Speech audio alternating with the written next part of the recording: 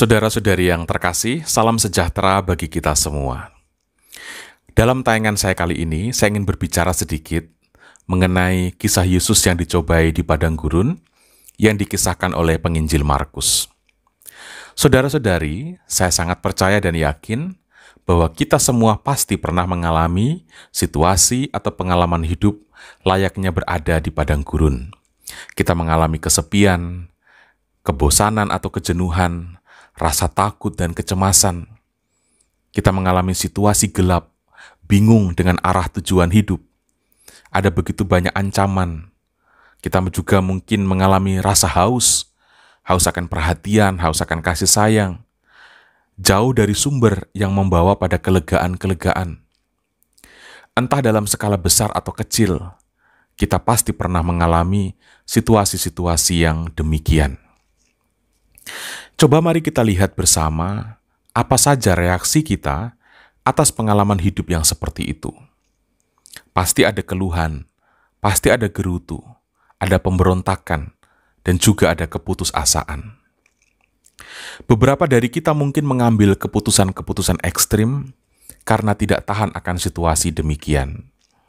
Sebagian mengakhiri situasi padang gurun sebagai pemenang, tetapi tidak sedikit yang mengakhiri situasi padang gurun sebagai pecundang.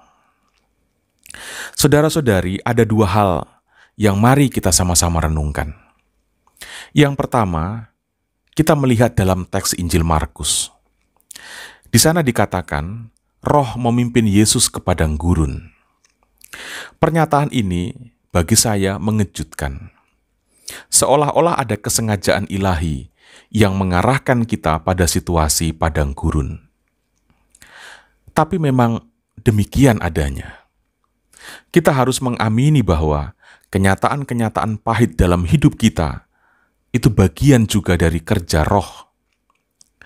Sampai di sini mungkin sebagian dari kita tidak akan setuju. Rasanya tidak mungkin Allah sengaja memimpin kita pada kepahitan-kepahitan hidup.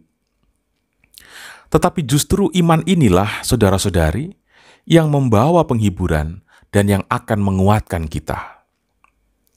Jika kita memaknai kepahitan kita sebagai bagian dari kerja Roh, kerja Allah, maka alih-alih kita menggerutu dan mengeluh atau memberontak, kita justru menemukan makna dan arti baru atas hidup dan keberadaan kita, termasuk atas kepahitan-kepahitan kita. Jika kita mengatakan amin atas pernyataan Roh memimpin kita ke padang gurun, ini akan menghantar kita pada keyakinan bahwa dalam situasi padang gurun itu, Allah ada di situ. Ini berhubungan dengan hal kedua yang ingin saya ungkapkan, yaitu Injil Markus juga mencatat bahwa di padang gurun itu tidak hanya ada binatang-binatang liar, tetapi juga ada malaikat-malaikat yang melayani. Ketidakmampuan kita untuk sampai pada titik iman bahwa Rohlah yang memimpin kita ke padang gurun, itu dikarenakan pandangan kita yang hanya terfokus kepada binatang-binatang liarnya, tanpa jeli melihat adanya malaikat-malaikat yang sebenarnya sedang melayani kita. Saya tidak tahu seperti apa reaksi saudara-saudari saat ini. Saya sangka saudara-saudari akan membenarkan hal ini. Kita lebih memusatkan perhatian kepada binatang-binatang liar daripada para malaikat. Contohnya jelas saat kita berada dalam kepahitan, semua orang berubah menjadi binatang di hadapan kita. Anjing kamu, babi kamu, kampret kamu, asu, ular kamu, dan lain sebagainya.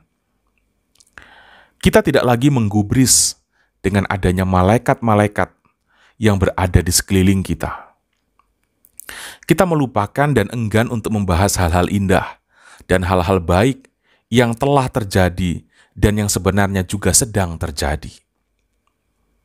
Akibatnya apa? Kita mengambil keputusan-keputusan salah yang mengantar kita bukan keluar dari padang gurun itu, tetapi justru keputusan-keputusan yang menjerumuskan kita pada ngarai-ngarai yang lebih mengerikan. Karena itu saudara-saudari, betapa pentingnya kesadaran atas dua hal ini. Roh memimpin kita ke padang gurun. Dan jangan lupa bahwa di padang gurun hidup kita itu tidak hanya ada binatang-binatang liar, tetapi juga ada malaikat-malaikat.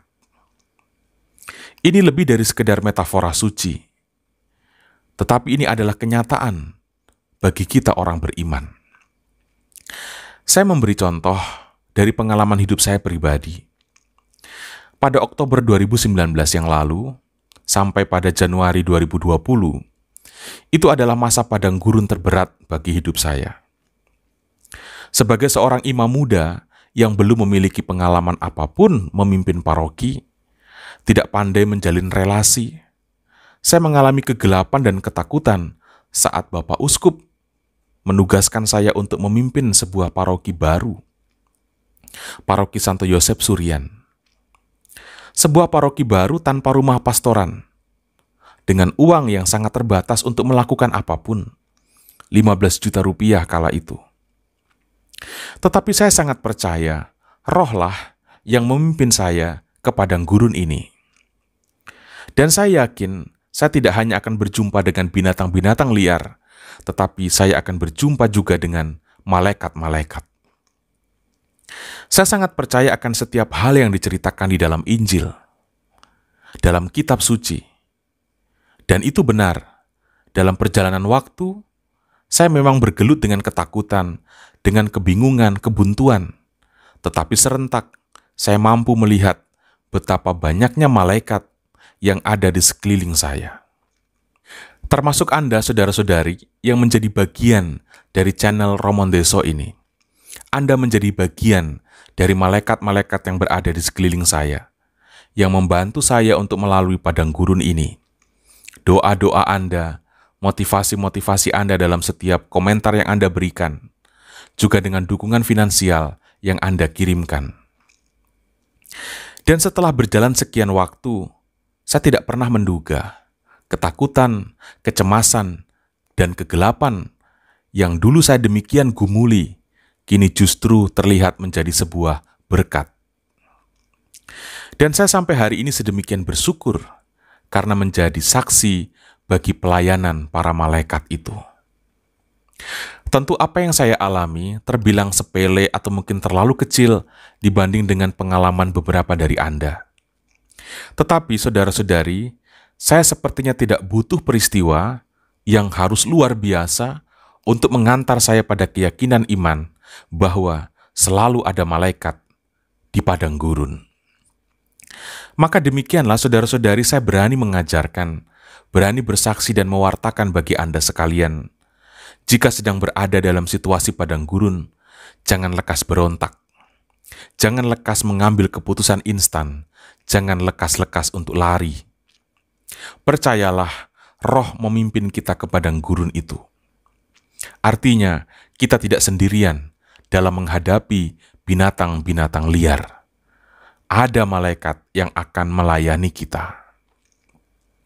Jika demikian, kita akan mampu melihat rahmat, sekalipun di tengah situasi yang tampaknya bagai laknat. Jika demikian, kita juga akan mampu melihat berkah, meskipun di tengah situasi yang penuh dengan wabah. Saudara-saudari terkasih, demikian sedikit ulasan atau renungan saya mengenai kisah Yesus yang dicobai di padang gurun yang dituturkan oleh penginjil Markus. Roh memimpin Yesus ke padang gurun. Demikian juga roh memimpin kita ke padang gurun. Tetapi jangan takut, di padang gurun itu tidak hanya ada binatang-binatang liar, tetapi juga ada malaikat-malaikat yang melayani kita. Mari kita fokus kepada malaikat lebih besar daripada fokus kepada binatangnya. Dengan begitu, kita akan keluar sebagai pemenang daripada sebagai pecundang. Saudara-saudari, Tuhan Yesus memberkati kita semua.